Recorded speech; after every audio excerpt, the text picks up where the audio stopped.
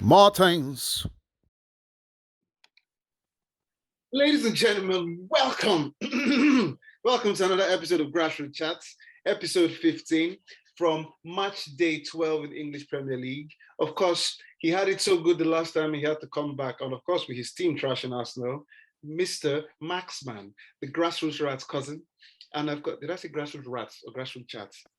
Right. I don't know, but it didn't sound very nice. It wasn't very complimentary, whatever you said. I'm very sorry. But Mr. Maxman, the Liverpool man. Wait, can you... No. Go back and start that intro again, bruv. Nah, man. Don't hold the show, man. Maxman, that's it. These Man United brothers, man, always talking with no vim. You've got nothing. We are in pain. You have to forgive us. We're in pain. How dare you sack Ole? That guy was my best friend, man. I'm telling you. All right. Can I continue now, Maxman? Sorry. All right. Thank you very much. And of course, finally, Tottenham have get 3 points. Karim wears a shirt, looking all smart. Oh, yes. And of course, they have the angry one who is happy that he has also lost Solskjaer. And I have Mr. Thanos DJ. And of course, the man that decided that Dean Smith needed a sabbatical. The man that said Norwich was the worst team. They have AK from Southampton. How's everybody going? Everybody doing good? All right, let's start with the obvious. And we have discussed from weeks and weeks before that all the tactical things he didn't get right, blah, blah, blah. Man United are finally let go of Ole Gunner Solskjaer. So the first question that's going to happen here is, let us give props to Ranieri. AK, what did Watford get right? The intensity, the pressure, they played as a unit, very cohesive, and they didn't let Man United settle at all. So the first half, you would think Watford was a top 4 team, the way they played Man United. So yeah, I was very impressed the way they played. And I think Man United didn't expect that kind of pressing from Watford from the first half. And credit to Watford as well. I know I've given them some stick in the past, but even after missing 2 penalties, technically they didn't miss. They get saved. Well, true. Even after after they get 72 penalties, their confidence didn't drop, which is very, very good considering they're at the bottom of the table. So they did very well to get back from that setback and continue to put pressure on United, and then deservedly they were 2 goals up after the first half and ended up winning the game 4-1. So credit to Watford. Maxman, for one of your former Liverpool legends, or Liverpool legend, not former Liverpool legend, Jamie Carragher made a wonderful statement saying, regardless of who plays for Man United, they should not be losing to Watford 4-1. So he was trying to mention the fact that regardless of the manager, the players have to take some blame. Do you agree with that? Partially. I mean, you can't say that whoever plays. I mean, if you have a team like Norwich, sorry, okay. If you have a team like Norwich, and you put a Man United title, you can't expect them to go out and do bits. So it's a bit of a dumb statement in a way. But at the same time, I guess what he's trying to say is that the club holds so much heritage, so much history, and people should be playing for the badge. Clearly, none of those guys were playing for the badge. They weren't playing for the manager. They did exactly what most of us on this panel didn't want, which was not run, not do anything, eventually, and ultimately ended up in Ole getting the sack and being off the wheel finally, which none of us wanted here. I'd just like to reiterate that part. You know what I mean? So I guess that's the point that he was trying to make anyway. But for me, Man United, the squad that they got, yeah, he's right. Not the part about no matter who's playing, because we know who's playing and we know what kind of the level of players that they've. Man United spent more than City since Ole's been there. Spent more than Chelsea. Spent more than Liverpool. So for them to get whooped by a struggling Watford, it's quite poor. So I get where Carragher's coming from anyway. Well, it's all good. Good. He did make a good statement that at a certain point, I don't think it was the manager. And you could see Bruno Fernandes at the end of the game saying, "Oh, it's not just the manager, it's our players," and yada yada. Rubbish. But at the end of the day, it had to be done.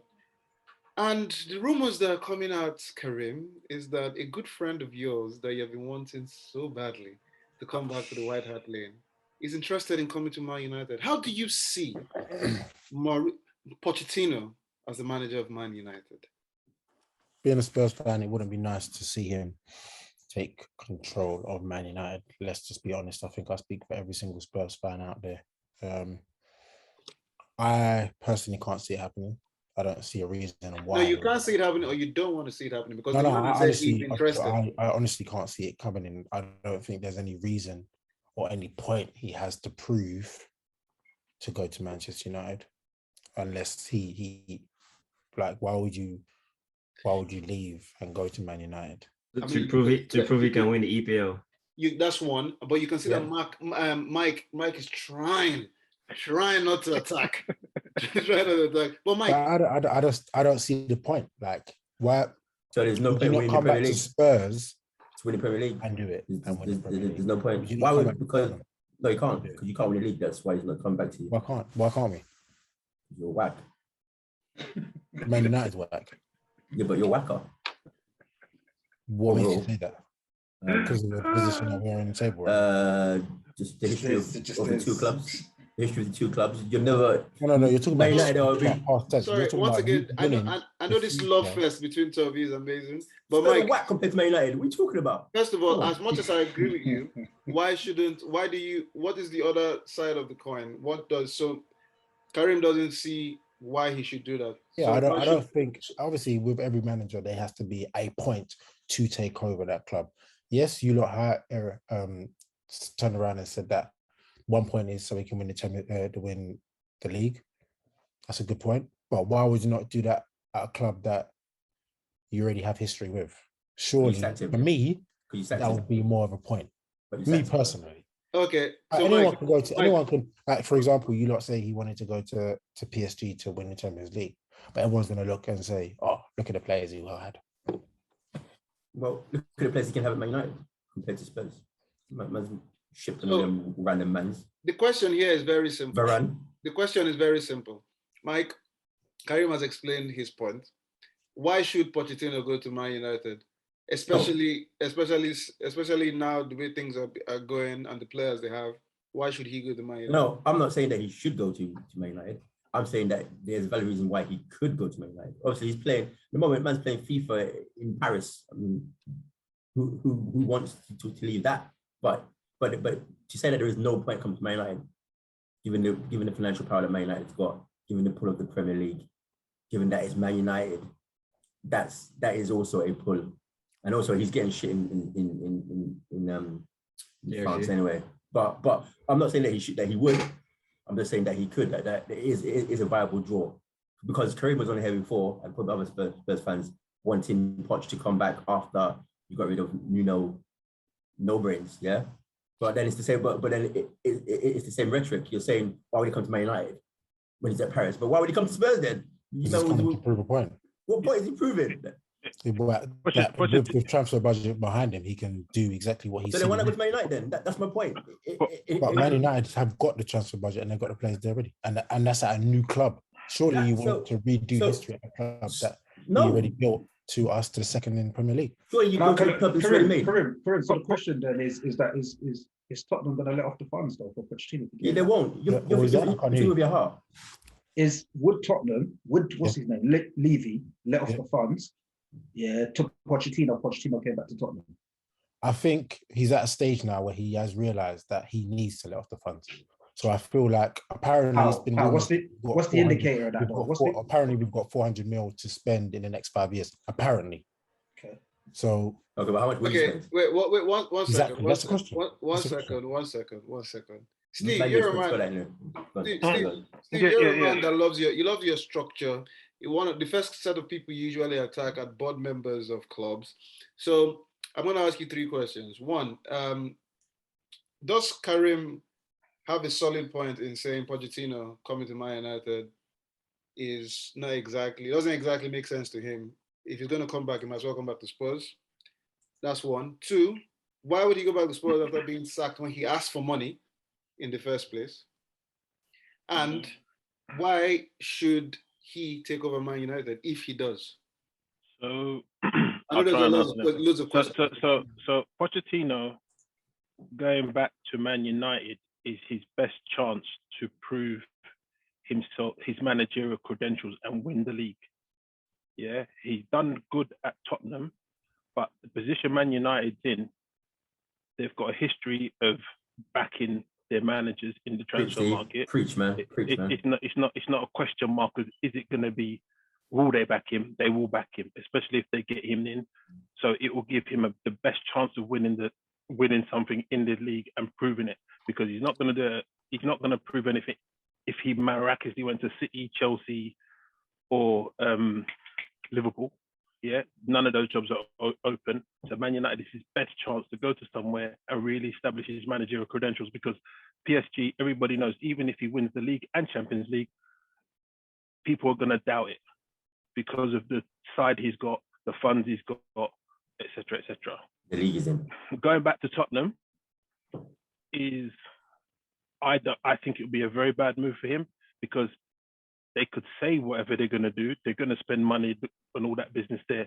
But as soon as he's back, they could revert to type, because they know how he is as a manager. They know the devil that they have.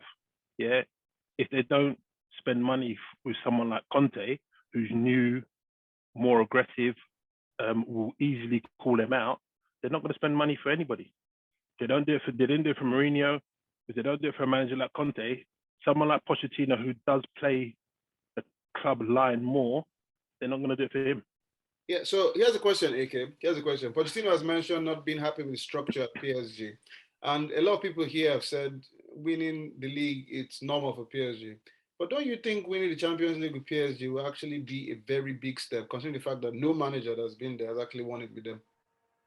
Yeah, that's going to be a massive step. I don't think the club in its history has ever won the Champions League. They've only been to the final once. So winning the Champions League will be a very big statement, and would also give him that platform to go to the likes of Real Madrid, Manchester United, and stuff like that. Yeah, and obviously, I think with Pochettino as well, like, you want to have it in your CV that you coach the likes of Neymar, Messi, Mbappe, so I can't see how he will want to leave PSG prematurely, first of all.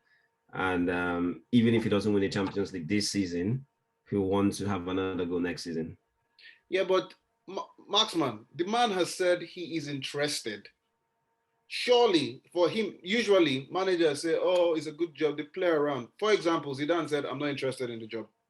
And this is Zidane that doesn't have a job at the moment. But Pochettino, that is managing PSG, managing FIFA, as Mike says, I am interested. So I'm not sure if you guys saw the breaking news. Zinedine Zidane has switched off his mobile phone. and why did he do that? Too many phone calls from Ed Woodward. Okay, good. So now, the thing is, though, sorry. So, yo, Michael, just let that background of yours breathe for a minute, please. Just, yeah. Okay, so now you can answer the question. What was the question again? So why the man has said he's interested in the job? Why should he be interested, considering the fact that he has FIFA and all those wonderful players, if people think being at PSG is as wonderful as it is? I think being at PSG is almost like a foregone conclusion, let's be honest. For the league, though. For the league, okay, we're talking about if he wins the Champions League, but we're talking like he's won it already, or like he hasn't won the Champions League. And there are massive, huge competitors in the Champions League that he has to get past. There's Bayern Munich, who are a solid team still. You've got Liverpool, you've got Man City. These teams all want the Champions League right now. So there's no guarantee that he's going to win that. And by the way, I wouldn't even see that as a failure for him, as a managerial failure for him if he didn't get that. Now, coming into the Premier League with a team like Man United, who do have the players, who do have the quality, who do have the heritage, but going against massive teams, right? I mean, the Premier League is the best league in the world right now, let's be honest. I didn't say that before when Sky were running boots. I'm allowed to mention it. Anyway, whatever. Yeah, I didn't say that when Sky were running that narrative before, because at the time Spain were playing bad boy football, and I think that was the best league. Maybe the Premier League was the most lucrative league, but right now, at this point in time, you have to say the Premier League is the best league in the world. It's the most exciting. You look at the competitiveness in the league, and to come to a club like Manchester United, which has been failing, and to build on Man United's previous failures, and to push that extra further and win something would be a massive achievement, because no other manager has done it post-Ferguson. Mike, so one of the things that happened after Solskjaer was sacked was there was a talk about Man United wanting an interim manager till the summer and then appointing a main manager. as a manager like Pochettino, hearing that, would you still be interested? Or any other manager, what would be the point? Or do you think if they actually hire the likes of Pochettino, that whole crap will be taken out? What, as in wait till the summer to go to Man United? No. So initially they're saying they want an interim manager. Yeah, but it won't be anybody of note. It'll be one of them, any guys, isn't it? Just to do the job. Michael Carrick or somebody like that. Nah, this race going to be Jason Park, man. They're talking about they're talking about Carrick for the next couple of games, an interim manager to the end of the season, and then someone like Pochettino or the Ajax manager coming in. Yeah. So the proper manager, whoever that is, will come at the end of. Meantime, you're gonna get any guy. But really, if that's the case. Is there a possibility that they're holding out for Zidane? Because Zidane said he's not taking any prior to. I didn't hear this announcement that you lot are talking about. But the man said he's not interested. Yeah, but I've been to jobs and said I'm not interested as well. But raising my stock in it, I wasn't interested, but I said I weren't. To be honest, it wouldn't surprise me if Zidane went to PSG and then for the France job, goes to PSG at the end of the season, frees up Pochettino to come back to the UK. But hold on, he can't go before Poch goes. That's makes sense. How can Zidane just come and say, Poch, I'm taking over, and then Poch goes, all right, then I'm going Man United. No, at the end of the season, it'll be like a merry-go-round, isn't it? Yeah, it's a gamble. It's a gamble. Zidane's point was that he's not confident of taking training sessions in English. So that even that'll stop Bielsa. True. Different mentalities, isn't it? Or Emery either, to be honest. Good evening. But the question now, Karim, is so if you honestly, I mean, try and take off your Tottenham head. So if you are to advise Pochettino, you actually tell him, and he has been offered the Man United job, you tell him it's a bad. Obviously, everyone works for money at the end of the day, and everybody knows Man United is probably going to show or throw loads of money at him anyway. So if you're thinking on that aspect of things, then yeah, of course, anyone, if you're happy to work, you've worked in England before, you know the credentials of players that you're going to be working with, it really should be a quick, easy turnaround for him to go to Man United and make something happen. Like, I'm not turning a blind eye, but as a person, within myself and how I would like to manage my goals, I would obviously go through for Tottenham. But it's easy for him, very easy for him. Steve, looking at this now, I know Pochettino is like the major interest for Man United, and of course Zidane has ruled himself out. Who else do you think should take the Man United job? Ajax manager, what's his name? Van That's the dude. So he's a possible. The Pochettino one's interesting. That there's so much clamour for him because he's not actually won anything apart from the PSG league. But he hasn't really won anything. So it's not to say he's coming. He hasn't even won the French league yet. He won the French Cup, one of the cups. Oh yeah, because the Lille got it last season, isn't it? Yep. Yeah. Wait, what? Did you say Pochettino ever won the French league? No, they haven't, because last season Lille won it. Okay. Right. Yeah. So he only took over in January though, didn't he? There's a mad clamour for him. There's a mad clamour for him, but he hasn't actually won anything. So he's not saying you're bringing someone in of a pedigree that's won titles elsewhere, and he's going to come in and do that. Steve, here's the thing. The reason why I think they're looking at him is that's why they kept Ole so long there with his clown face, because they don't want another Mourinho or Van Howe, like a ready-made manager. They want somebody who's going to build the club into what it once was. So that's these Ten Hag type of people and these Pochettinos. That's why they're looking at him, apparently, because otherwise they'd already got Conte a long time ago if they want a ready-made guy ready to go. So that's basically it, I think. Anyway. Yeah. It's just an interesting one that they go in that route because he's still going to be up against Guardiola, Klopp, Tuchel, who are elite, who you must say are elite managers and have a lot more experience in bringing titles home. So do they think he can fill that? They're trying to say that they feel he can fill that gap, and to me that's still a big question mark. Well, realistically, what are the options? Speaking about elite managers, as you've mentioned, they're not. If you mention top 10 managers right now in the world, that actually want things. They all have jobs at the moment. I don't have a job. Okay. That's because you're a bum. No, it's not to do that. You're a good manager. And that's one too. And your advice about Norwich did exactly come well. But okay, who do you, other than Pochettino and Zidane, who would you say should get the Man United job? I like the Ajax manager. I think Man United is going to be, the job is going to be a project. I don't think it's going to be one of those quick fix jobs.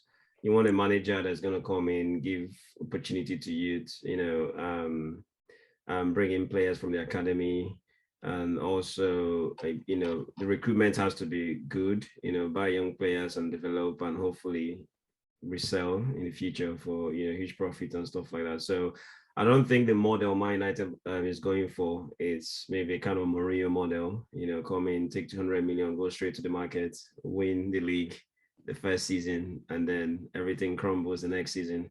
And also they want a manager who wants to play exciting football as well. And obviously everybody knows about like Ajax and the way they play Dutch football and stuff like that. So I think for me, I would lean towards the Ajax manager.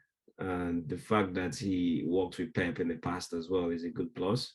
So it's going to be very interesting to see how the Manchester derby plays out when the two of them meet. I tell you something what will be interesting though. The fact that he works with Pep, I'm sure there's a club that hired a manager based on. Arsenal. I tell you something though. What will be interesting is if they actually, what they actually bring in Van der Sar as a technical director to Man United from and change the structure of, because Man United's structure going up needs to be sorted out as well. It's not just the manager. Bro, you can't change the structure in goal, bro. How's he going to change the structure of the club? Darren Fletcher, technical director, to me doesn't cut it. Yeah, the coaching staff doesn't cut it. So bringing in someone about Darren Fletcher. What does Darren Fletcher have a technical bone in his body, bro? He's a technical director, bro.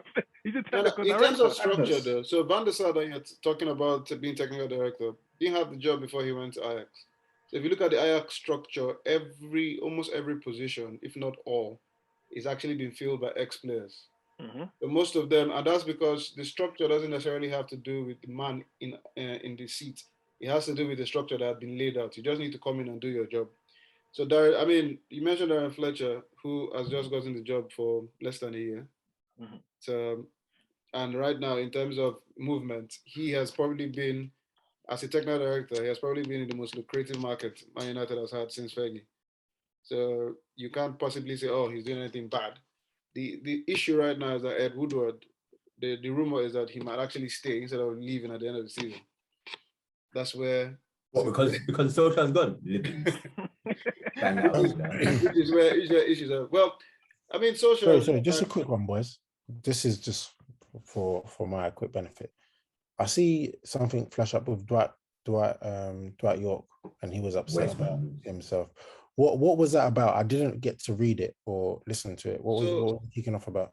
Dwight York came up with a point that tackling the fact that the amount of ex-footballers that are black that are not being given the same opportunities that a lot of players have been given. And his major point was this. If you look at the Man United team that won the treble in 99, yeah. Out of the 22 players, I think about 16 or 17 have been given managerial jobs. For example, Stam has had 3 jobs as a manager. Darren Neville has had a job at England, Valencia. If you look at David May, that played for Man United, he managed Blackburn. Scholes also managed as well. So you look at, Scholes that doesn't even want a managerial job, even if it was lower league, had one.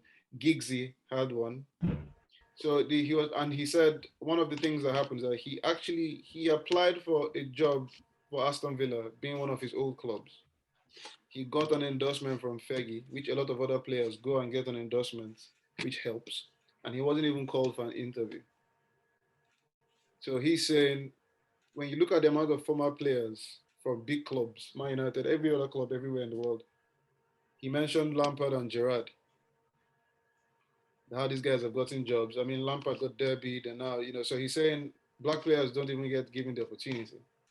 Okay. So that's but that's not new though. No, Yeah, sir. but That's not new because look at when Lampard and Gerrard come on the scene. Sol Campbell's looking for jobs. Look at the jobs Really? look at the jobs that Lampard and Gerrard got. Derby, Rangers. Sol Campbell had to go Macclesfield. Rangers. Rooney walked straight into Derby. Derby. There's talk about he might become interim manager of Man United no. until the end of the season. That talk is somebody drunk. Why? I'm no, telling why? you, mate. I'm telling you, and Are he they turned drunk around and because said, you don't want it to happen, or is Why- he drunk? Rooney's a good manager. No. I mean, you see, Somebody's Karim. drunk is real. Karim. I mean, like Rooney- Give him a contract. Give him what he wants. No, Rooney should be a manager. Karim, like A player manager. I'm passionate, man, about my club, but forget personality. Rooney. As a player manager, yes. Why not?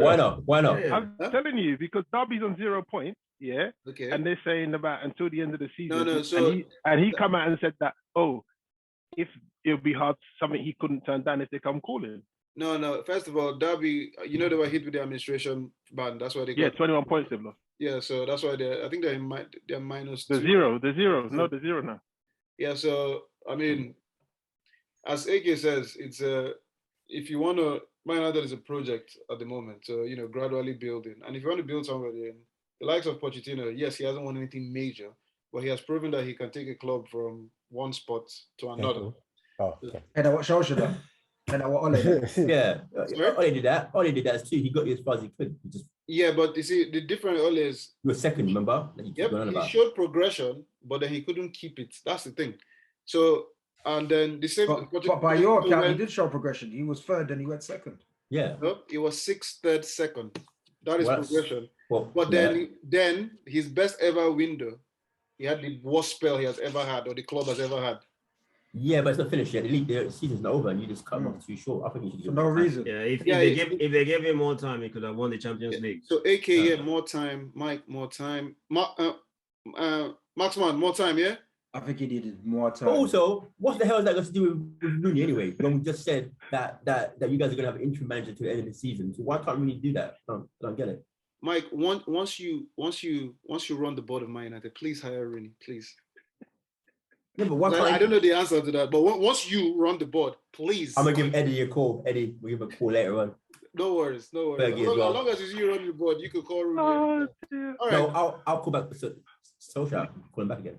Listen, Okay. man, that guy's been a boss from day one. Came off your bench, was always coming off your bench. He's been a sideman from day, actually. Let him stop. All right.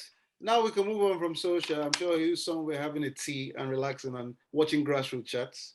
And now He got £7.5 million compensation, so he's chilling in Bahamas. But before we move off the Solskjaer subject, yeah, what kind of rubbish was that on the Man United TV interview? You've just been sacked, and he gives so mad. What Put a kind of camera mad in his interview face. was that? Listen, get on there and apologize to the fans for being so rubbish. I've never Honestly. seen that manager do shit like that. That didn't make I any mean, sense, to be man. fair, you have to give the guys. You're right. I've never seen it happen where a manager is sacked and he actually gives a leaving interview. But The club looked after him, innit? The club looked after him. I'm assuming being old player, old legend, possibly he'll probably get an ambassador role if he's offered. And you never know. This is the first manager as been sacked that I've heard people say he's so nice, such a lovely human being. And What's that got to all do with that management? story. What's that got to do with anything? Well, clearly he's in lovely. Manchester. That's why he gave a living interview. I was in Manchester. Sorry to keep going on about it. I know JJ wants to quickly get off this subject, but I was in Manchester in the weekend and I spoke to a few people and they're exact same thoughts as you, that they would have loved for Ollie to say, but obviously he wasn't progressing the club in the position they wanted him Anymore. to go in. So yeah, I think that is the voice. When you were speaking to the people in Manchester, did you tell them you were from Grassroots Chats? Of course, I told him to plug in. I was No, man, he told her it was from AFTV, bro. never. I told him I was Expression's brother before I ever turned around. I was an AFTV. Looking for that basketball contract. All right. Now we're moving to a 3-horse race. In the Oh yeah, Premier League. we got Bruno, man, because Bruno done the right thing. Can we move on at some point? No. Let him finish, man. Okay, big up Bruno. Yeah, he did the right thing. It's positive. Right thing. Food. Okay. What did he do? Anything else anybody want to say about Man United? He skied the ball to McTominay. Listen, I'm still looking for that ball now, bro. No, obviously, if you lot didn't see it, obviously, Ollie went over to applaud the fans and they were booing him. And Bruno said, look, it wasn't our fault. It wasn't his fault. It's the whole team as a collective. So anyway. I said that in the beginning of the show, though. Yeah, he did. Guys. You guys are just torturing this guy now, man. Let's move on, guys. Come on, guys. It's not fair. Keep throwing into. Keep throwing. More. Anything else? No. Yeah. No. Okay, cool. So now we're moving to the 3-horse race in the Premier League with Chelsea showing some dominant form, Liverpool touching up Arsenal, and of course, Man City beating Everton. So clearly, after 12 matches in the Premier League, it's pretty much a 3-horse race. And this is not just based on the points, but this is based on dominant football and the way these guys have played. I mean, Liverpool have played Chelsea and Man City, and they've taken draws from that game, but the game has been wonderful to watch. Good play, good man-for-man challenge. Now, let's start with the Liverpool-Arsenal game. Steve said Arsenal will give a good account of themselves, and the score doesn't tell us that. And of course, there were a couple of goals that were individual mistakes. However, was this based on the results that have been coming out from the Liverpool-Arsenal game at Anfield? Did Arteta get it wrong in terms of formation? Steve, I'll start with you. No, I don't think he did. I think what the difference is that Liverpool's experience of playing as a team, in addition to having better individual players, but their underlying team ethic of knowing playing together for 4 or 5 years just shone through. Yeah, and that's if Arsenal keep these group of players together in 4 or 5 years. I'm not saying they're going to be the same, but they will be a lot better in terms of a team. Yeah, they have. To me, there's elements of a good foundation there. Yeah, but yeah, I don't think he got it wrong. People will say he could have played Tierney at left back. Tavares made some individual mistakes. It happens in a game. Yeah, I don't think playing 2 up top would have made much of a difference. I just think Liverpool's quality as a team and individual shone through. Was Tierney fit? So Tierney's fit. Tierney's fit. That's interesting. Maxman, you were a bit worried, saying you don't like Saturday games, blah blah blah blah. Well, your team showed a good strength. Was it just the case that Arsenal were not individually or player for player, they were not good enough for the day? And what's the story with Klopp wanting to beat up Arteta? Where do I start? That's 2 questions. Because we all know Klopp would have punched up Arteta. Lies. In his little wooden face. Do you know what I mean? Little Captain Scarlet looking mofo. He can't die. He can't die. That's why he's Captain Scarlet. Listen, Klopp's a Mistron. Know that. Yeah, you deal with him quickly. But yeah, aside from that, it's funny because that was the moment that really turned the game. You can't come to Anfield and start railing up your mouth with your little puppet face, bruv. Listen, at that point, the game was kind of even Steven. I thought Arsenal were playing well. I thought, exactly as we had said, I thought Arsenal were giving a good account of themselves up until that point. Arsenal had to make a few good saves. Ramsdale was bossing it in goal up until that point. And then it was just, just Mane just got vexed. Do you know, I'm actually vexed. So I'm going to slide off topic for a second because I was supposed to make Mane my captain on fantasy football because I know he always duppies Arsenal. I know he does. And I didn't do it. Yeah, but anyway, getting back to topic. Mane got vexed and just dealt with the matter. Do you know what I mean? It's always going to happen. It's happened for years and years. And then from there, I think the boys just really showed their age, to be honest, and started collapsing a bit. You know what I mean? Liverpool started getting into their groove. The crowd were behind the team. We all know what Anfield's like, the atmosphere, the environment. It's a passionate club. This is passionate fans. I mean, when the team gets going, especially with the way, like Steve said, with the way that, the group of players have been together for so long, that cohesiveness gets going, it's hard to stop us. And Arteta didn't really play. I don't know if I rate him because he was brave in the approach that he took, but it was always going to be a stupid idea. It was a bit like Joshua trying to box you, Usyk, you get me? Like, you already know what Liverpool bring to the game. Why are you trying to play them at that game? Like, everybody knows, just lump it over the top, give the defenders problem, put your fast man on the corner there and Duppy Trent, and it's a wrap. But he didn't do that. He tried to be brave, and I guess you can rate him because he's trying to implement and stick to a footballing philosophy. And I give him credit for that. But yeah, at the end of the day, it was what it was. What is it, 20 odd goals now at Anfield versus Arsenal? Wow. Well, it's all good. AK, beginning of the season, I mean, everybody talking about the top four, and I think not many people put Liverpool as actually winning the league. Do you think? I mean, I've just said it's a 3-horse race. Obviously, forgetting the draw with Brighton and the loss to West Ham, when they need to step up their game, they do. So, do you see them as possibly title contenders now? Oh yeah. They've always been title contenders. The only problem they have is the African Nations Cup coming up in January. If they lose Mane and Salah, it's definitely going to derail them. Definitely, because Salah is just unplayable at the moment. Like, he was so good against Arsenal. Like, that game, if he didn't score in that game, it would have been just like unjust to him. Like, he literally deserved the goal. And I'm so happy he ended up getting his goal against Arsenal. So I was struggle to see how Liverpool will cope with those two players not playing for a month. Well, Mike, a month or 2 games? African Nations Cup is roughly a month, right? A month.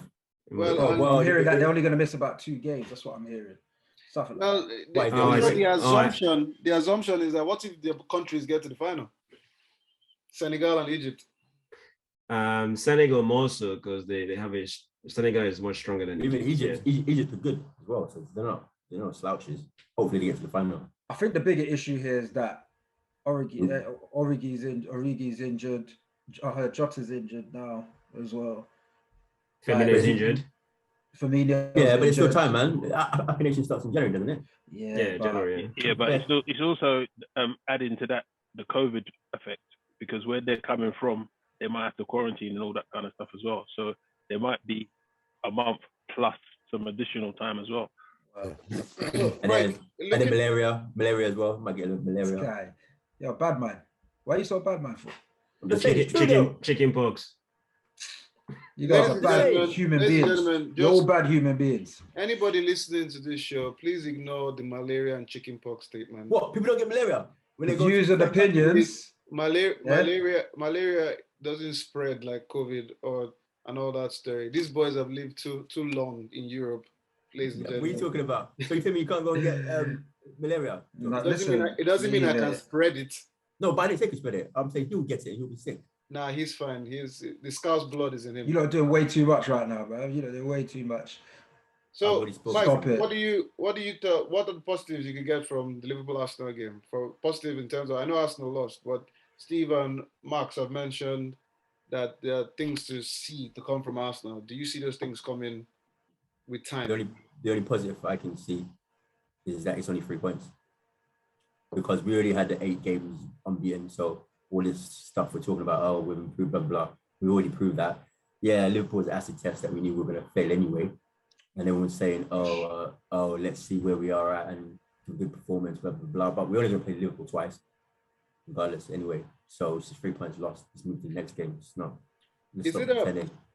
Is it an issue seeing that, Karim, let's get your thoughts on this. So Arsenal lost to Brentford, yes, but every other, this was what, their third loss or 4th loss, but they lost to Liverpool, lost to City, and who was the other loss? Chelsea. Brentford. Yeah, so apart from the Brentford one, which was the start of the season, so they've lost to 3 of the big boys. The top 3.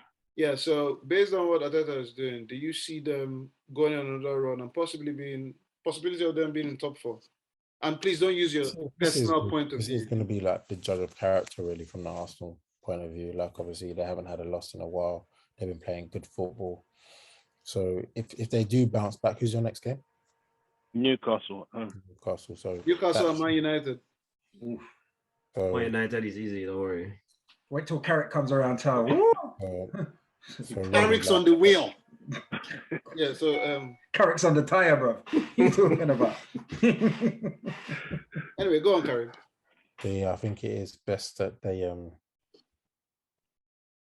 I think they can, to be honest. I honestly think they can. I think, like, his plan is now coming into aspects now at Arsenal. I think players are actually wanting to play for him. I think he's found his team. I think they found their rhythm. They're putting obviously a lot of faith in ESR, which is showing at the moment. And they're not really relying on that one player, which was Aubameyang, for seasons and seasons. I feel like they're finding other routes to play around. They're getting involved with Saka involved as well. So things are looking up for us, I must be admitting. I like it how Karim uses his footballing head for every other team. Apart from when he mentioned Pochettino with Tottenham. What? No, there's no point. AK, what do you see in terms of Arsenal's point of view? And as Karim was mentioned, they're not really relying on one player, and the team is looking like it's going. Can you explain why Klopp decided to take a leaf from Maguire's book when they scored? Was that professional, AK? No, it wasn't professional.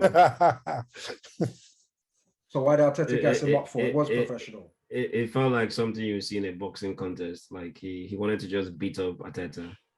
But to be fair, I mean, at that point in time, like Maxman said, the game was a bit even, and Arsenal were actually playing well, but it looks like what the game needed was a bit of aggression.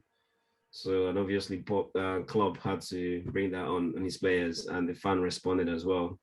The only thing that worried me about that performance from an Arsenal point of view was when the second goal came in, it almost felt like they just gave up. That's just kind of what I felt. And also from an attacking point of view, I didn't really see them create so many chances, considering the amount of attacking players they had on the pitch. So I think that's kind of one of the things Arteta will look back and try to correct for the next game. Well, it's all good. Well, Liverpool won 4-0. Moving on to before you move on to that, one thing though. Why can't you just finish what you need to say before we move on? This is just to say that, like, this is Liverpool though.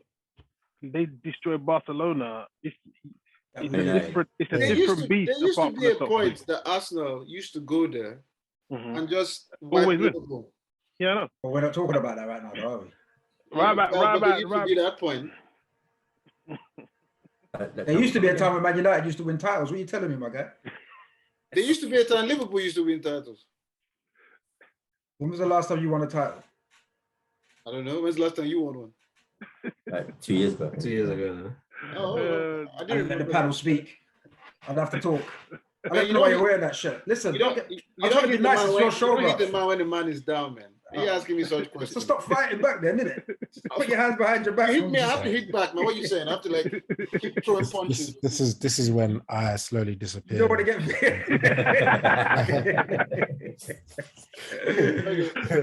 Moving on to Chelsea. So Tuchel has created a formation that is allowing everybody the possibility of even scoring a goal. I mean, if you see the game against Leicester versus Chelsea, Kante's goal. Chilwell was moving forward. He had many. I mean, that's the most chances like a defender has had in a long time. Reece James is the highest goal scorer in Chelsea in the Premier League, and they've created such a formation that allows them to play any team. Now, I think when they played Man City, yes, Man City did outplay them and they lost, but in every other game, they've been able to dominate play, possession, and all that story. Maxman mentioned the fact that Tuchel possibly didn't have the experience to win big, but it's looking like Chelsea has found that formation that will work. So, Mike, what do you think? Do you think, and we've seen games that he sticks to the same formation regardless. Has he found the winning formation that will take them all the way to the end of the season? Or is it, obviously, the formation fits the players on the pitch? I mean, he made changes like Pulisic and ZH coming in, and it was still the same thing. Yeah, I think. Yeah, but I mean, I said it from day one, really, to be honest. And that was even based on Lukaku being the final piece of the jigsaw. He's never been playing, and they're still looking like top contenders. So God knows what. The strikers are out, are they? Well, who's the other one? Wow, the other guy, man. Werner. Oh yeah, no. He's not a striker. He's like a forward. But anyway, yeah. How about like a camp? But anyway, okay, those guys. So when they're back, I mean, they're going to be even stronger. So I think they are. The biggest thing about them is they don't really concede much, and they create goals from everywhere, even without a striker. It's almost like they're mimicking City in that way. So they have the record of I don't know what record it is, but they've gone 4 straight away games without conceding, I think. Yep.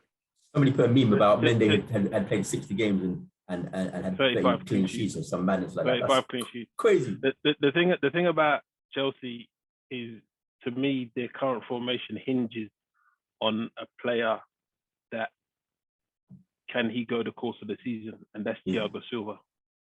Because playing that three at the back, he's very key to it. He's very. Why can't you play somebody else there? I'm not saying you can't play someone else there, but is it going to be as effective? Because he's using all his experience to marshal the young guys, play next to him, He's a baller, man. and allows them to press forward. Mm. I think that if he's not there for a considerable amount of time, then yes, they have the assurance of Mendy, who's a very, very good goalkeeper and doesn't concede a lot. But I just think that Thiago Silva is very key to her. But let's not undersell as Pilaqueta. Bloody, I struggled with that, didn't I? I was going to call it. But the thing is, they haven't used Aspilicueta as the centre back. What about on the right or right field or so right mid? They have Chalobah, who is grown immensely as a good defender. They also have Chalobah is the younger brother. It's not the one that was in Watford. These are 2 different guys. Yeah, he's a younger brother. Oh. Yeah. But what about Phantoms of the Opera? What's his face? The German. No, I'm not saying that they haven't got good centre backs in terms of Rudiger, Christensen, Aspilicueta. I'm not saying that they haven't got those good centre backs, but to me, at the moment, Thiago Silva is kind of like pinning it together. So and it'd be interesting if he's out of the side for a considerable amount of time. Will they be as effective as a defensive unit? I don't think so. But the way they play 3-5-2, and as you said, Thiago is key to that. The thing with that is he can only play as effective if he plays in the 3 because he has the protection of the other guys. His age and so Leicester. I think the game plan from Leicester was to put Vardy on Thiago, and let's use pace, let's outrun him and all that. But Thiago held his game really well, and of course Chelsea played well. The support he has, Rudiger, and Aspilicueta didn't even play that game because he was coming back from international. And they got the protection in front as well. Yes, but however, how many times let me ask AK because AK is a big lover of 3-5-2. How many times? At a certain point, Chelsea will have to switch to 4. And Thiago will struggle with the 4. So how many times would they need to do that? And if they do that, will they struggle? Will they play as good? Just don't play a minute. I've never seen Tuchel play 4 defenders, maybe more than once in his Chelsea career. He's always been 3 defenders. And by the way, Thiago can still run. He's a very, very good player. You can't see. It's not. How many games? It's not like Maguire. It's not like Maguire. Sounds like you're taking it personal a little bit. Maguire's speed. I still got it. Wait. Maguire's speed on FIFA is like 30. What's Maguire's? Wait. What's Maguire's speed in real life though? Is he any faster in real life? I've never seen anyone that slow before. Listen, man, that is the captain of Man United. How come nobody spoke about this guy? That's the guy I came here for. That's the liberty, man. There's still time. All right, cool. Anyway, when you look at Chelsea, Liverpool, and Man City, and of course with them being those 3 being the top teams that could possibly win the title, Chelsea seems a bit more complete, even if they don't have a striker at the moment. Obviously, Man City have the striker issues. However, Man City versus Everton, Cancelo looking like he could play any position. I mean, the guy was delivering. Sterling scored his 300 appearance. Was that where you learned your outside of the boot passes from? Oh no, he learned it from me. Okay. Yeah, thank you. Well done. Yeah, thank you very much. However, so can we finally once again put a nail in this wonderful strikeless Man City situation? We clearly see that they are 3 points behind Chelsea. Karim, will you still give them Harry Kane in January? Am I using my football brand or my Tottenham head at the moment? Both. Tottenham head, no, because I obviously want him to stay at Spurs until he Nice, can't run basically. anymore. But at the end of the day, to improve a team, which everybody knows that if they did have a striker like Aguero, like Harry Kane, then we know that they are going to be very, very untouchable, to be honest. So yeah, to answer your question in a nutshell and putting a nail in a coffin, yeah, definitely, I would still give them Harry Kane. So, Steve, what do you see? Yes, it's Chelsea, Man City, and Liverpool, all dominant, all playing wonderfully well. Who do you think is the least favorite out of those three to win the league? Least favorite. Wow. It's probably excuse me. It's probably Liverpool because of the fact of the squad. And can they if you lose a player, they can't replace them. Say like they lose a Mane or they lose a Salah, they cannot replace them. Whereas Chelsea and Man City have the squad depth is better. Man City's problem for me is would it come to a point where they miss that striker who gets the one chance and bangs it in a tight game? Chelsea's one is their weakness is can they, if they have to play a different formation, can they do it and be successful with it? So if he has to drop from a 3-5-2, can they do it, or 3-4-3, whichever one? Can he do it and adapt and still be successful? So each team is very strong, but each team has a slight weakness, which can cost them the title. One question is, why would they want to go away from a throughout the back formation if that's what works for them? Or could but it could injuries. Injuries could do it. We saw it with Liverpool last season. They lost their centre backs, and then they had to rejuggle stuff. Does he have the confidence? If he lost Rudiger and Thiago Silva, would he have confidence to go for a run of say 10 games with the 3 that he's got left? Yeah, and still play football exactly the same way. If he lost Kante or Jorginho, does he bring in Ruben Loftus-Cheek to say he's going to play with the same discipline as what the other 2 give him? It's just about you move a couple of parts, and then it all changes. The dynamics of it change. So, Mike, Kevin De Bruyne had his coronavirus. That's why he didn't play this weekend. So he's out for a couple of weeks. Is there a reason why? So, in terms of picking out the point man, do you think Pep is just trying to make? I mean, he rotates his players and he tries to keep them active and happy. But why is Ferran Torres not playing all of a sudden? What do you think that is? Because he seemed like he was going to be the point man, the false 9 most of the time. Well, it must be something to do with training or something. Because it started the season, he looked like he was going to be the guy. Now, it was 2 reasons, 2 possible reasons. Either 1 is training, or 2, rotating in the way he does keeps the squad kind of fresh and happy. But still, Torres should be playing at some point. But is he injured? Yeah, he was injured. Is he back? Injured. I thought he was injured. Yeah. Well, he hadn't played for some time, and then he played for Spain. So is he injured or? But ultimately, who cares about Ferran Torres really anyway? It's not like he's a big boy name. So what's the point of that? No, it's not. Who cares? No one cares if he plays. I forgot he played for City too. You just mentioned it just now. AK, Mike doesn't care about Ferran Torres. Do you care? No one cares about Ferran Torres. I like him. Actually, like him. He's a good player. You would like him. I mean, I said, would you care if Sterling doesn't play? Sterling. No. Sterling should go to a new club. Well, like Southampton, yeah. Liverpool. Yeah, he can come to Southampton actually to replace Walcott. Is Walcott still there? Yeah, he's chilling there with his band bun. He's chilling. Did you see the chance that Sterling missed against Everton? He didn't miss it. He tried to dribble the keeper. No. Dribble. It was 1-on-1. He fell as always. He had a chance. The second half. Yeah, the second half. Yeah, so he fell. So like it happens. As we're talking about empty net, and he fell as always. As we're talking about purpose, did he? As we're talking about City, right? I can't remember his name, but that 18-year-old. Torres. No, there's a Palmer. lady that plays in the middle. Palmer. What's his name? Palmer. Cole Palmer. Yeah. Palmer. No, not Foden, man. This guy, He was good. really, really good player, boy, from what you see. Yeah, he's one to watch. One game, but we'll see if he gets a chance to play. He's one to watch. And there was another one that came up from the bench. It's like all of them are all left footers, very good players. Nobody cares about Man City players.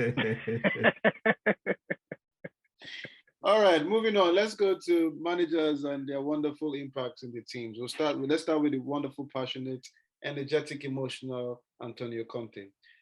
Karim, Leeds played really well, but Tottenham came up with the 3 points. Mm-hmm.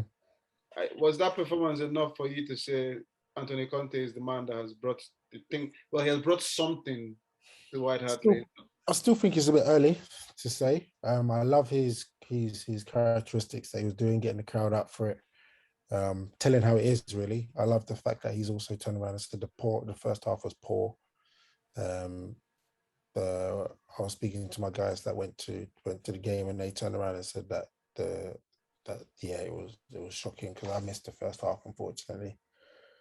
But they said it was the atmosphere was a lot better in the second half, and obviously the booing from the TV, which I heard from myself after the first half, was poor.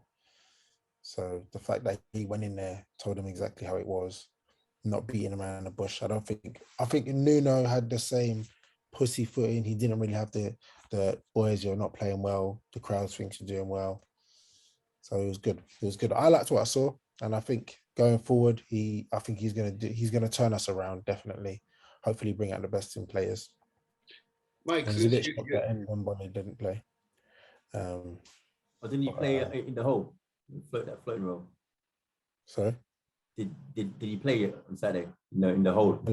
No. No, because you said you wanted him to play there, so I did want him to play. First of all, Mike, it was Sunday, and what do you? You're a man that likes a manager that likes to express himself. What do you think Conte brings to Spurs?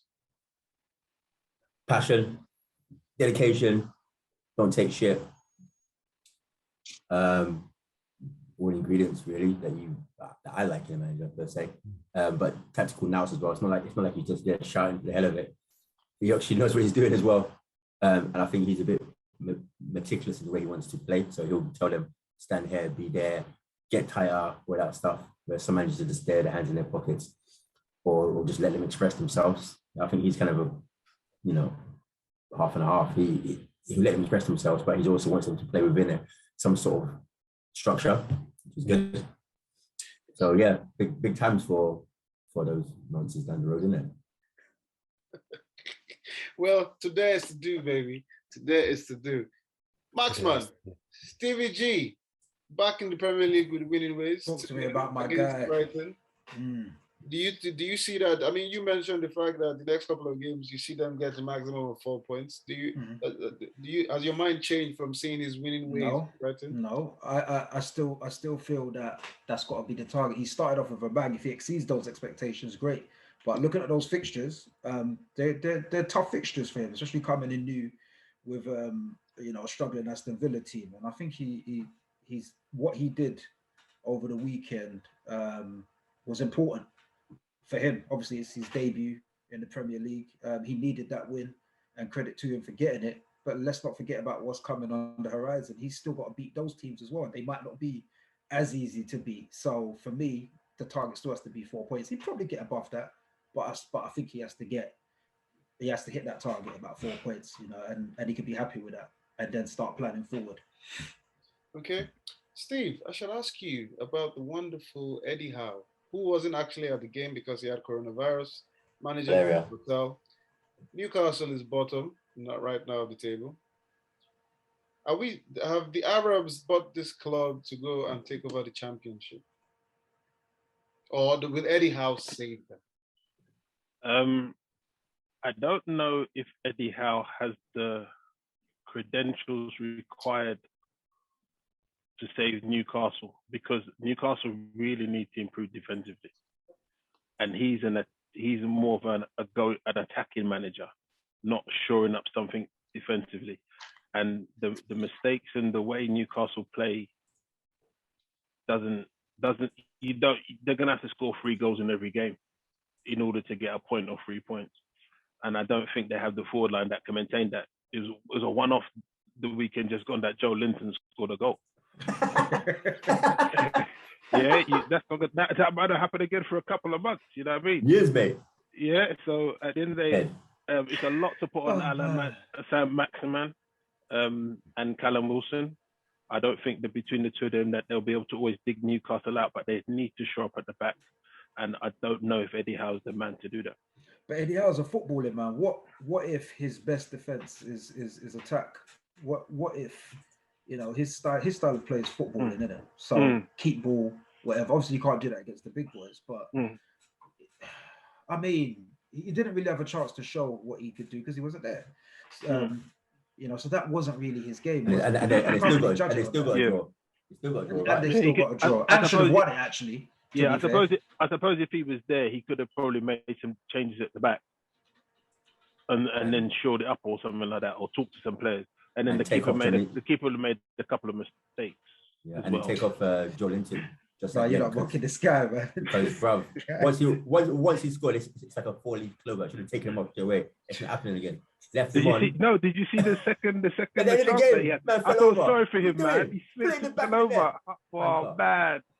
But I think, it's going to be interesting. But I just think defensively, he may not have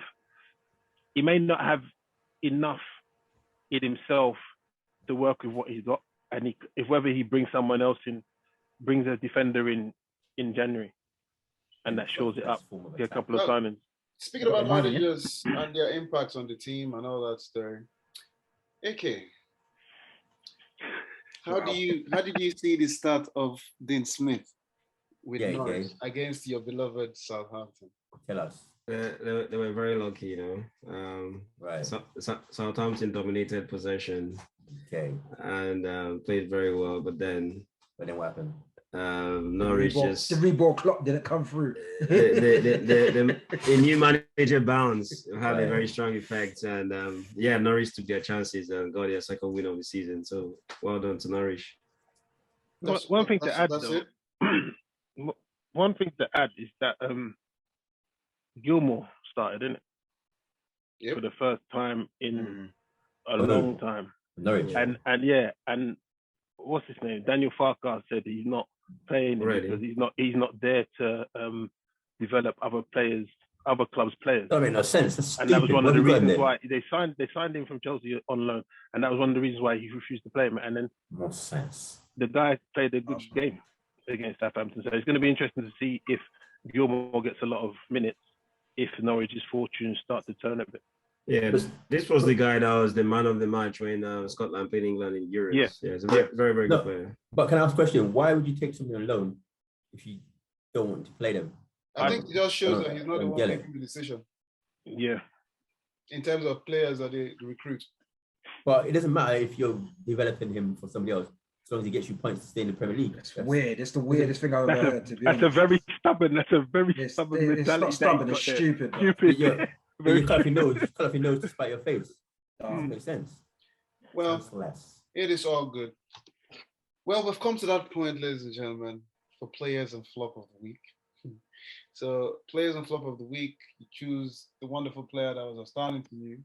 And of course, the flop, you can pick anything, the team, the club mascot. You can pick anything that has been crap that week. So let us start with Karim. Flop has to go to your boy, Ole Gunner Solskjaer. Player or flop, sorry. Sorry? Player or flop? Player or flop? Which one is it? Is it the player or the flop of the week? That's easy, bruv. Just switch to Maguire, innit? It's all at Man U, bruv. Everything's at Old Trafford. Telling you. Let me not influence the panel. That's all at Old Trafford. It's going to be Maguire again, man. And the player?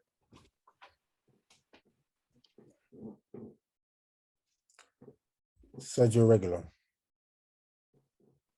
I think he played outstanding for Tottenham in the second half. From what I saw, I would say I didn't see the first half. The fact that he got man in the match and he got his first Tottenham goal, I'm going to give it to Sergio Reguilon. Okay, all good.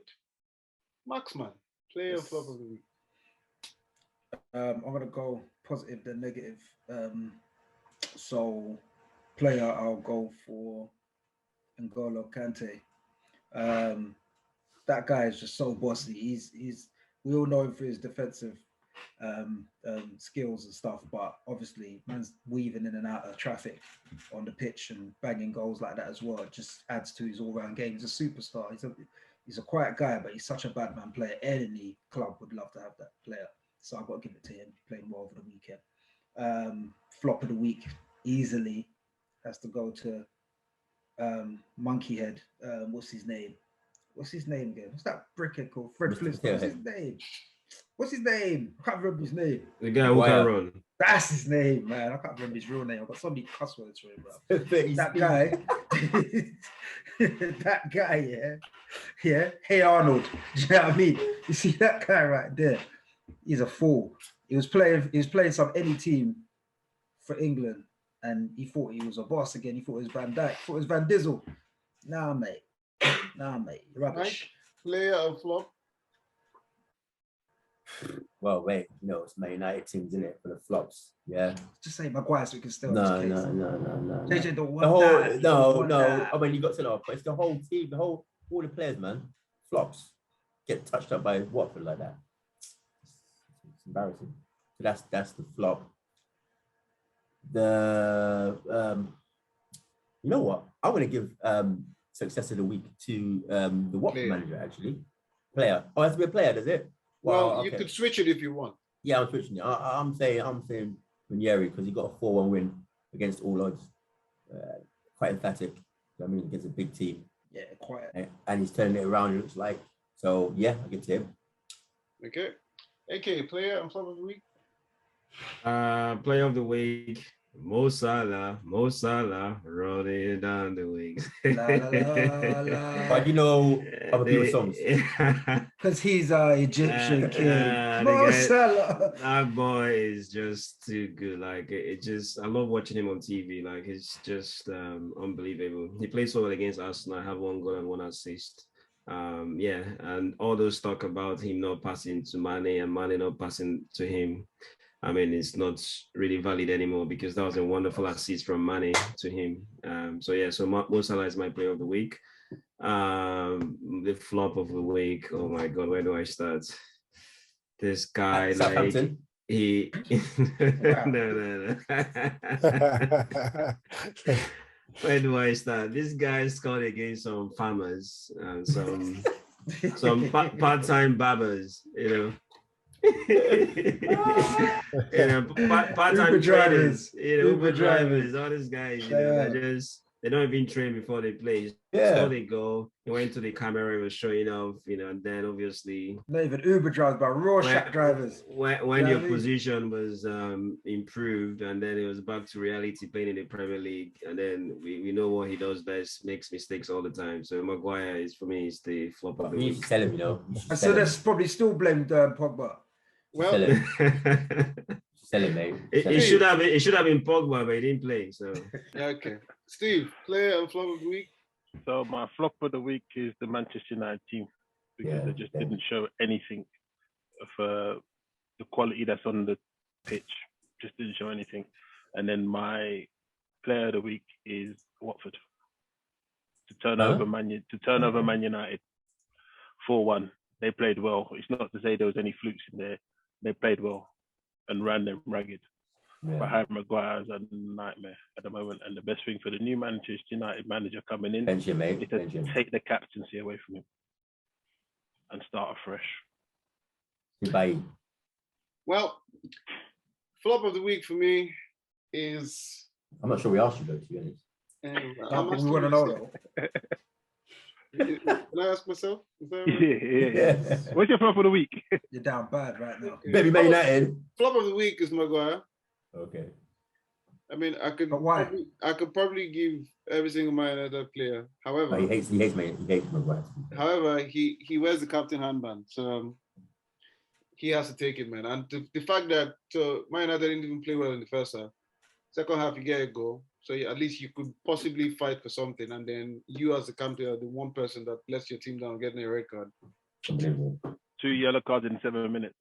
Terrible. Terrible. And our player of the week, there are loads. There are loads of people you could pick from. But the only reason I'm picking him is I think it's always outstanding when a defender can boss a game, and that's Cancelo. And I'm picking a Man City player, which is terrible for me. Like, ugh. But Cancelo, man, bossing the game from defense and pretty much being the best player, and then scoring a stunning goal. The assist that he gave to Sterling as well. Yep. So I mean, the man, and then is the consistency. The man has just been. Yeah, it's when you have a team that, okay, your attackers are not playing really well, your midfielders not playing well, and you can rely on a defender to step it up, man. The guy just has to be player for this week. And on that note, ladies and gentlemen, we've come to the end where I can no longer hear about the flops of Man United. Predictions. And you don't have Karim being riled up by the fact that his old lover is coming to the red side of Manchester. So, no predictions this week. Sorry? No predictions this week. No, not yet. Not yet. We'll get the predictions real soon. Champions League needs to get out of the way. Then we'll get the predictions. Chelsea, Man United. Chelsea, Man United. Well, ladies and gentlemen, I'll be watching that game with Karim and AK. And that means there's a lot of negative energy that will be around me. That's the reason Man United are going to lose, yeah? Oh, no, they'll be up for it. They'll be up for it this time to show that they're better than what they are. Ronaldo, 2 goals, watch. Well, since we started predictions. Then again, need to get to Chelsea, so I don't know about that. Listen, I would absolutely love it for Carrick to just bounce back strong against Chelsea. I'd love it. And then I would also love it if Carrick was playing. But he's not. But hold on, he's better than Fred. What are you talking about? Even now. You actually think I'm joking when I say I love it if Carrick is playing?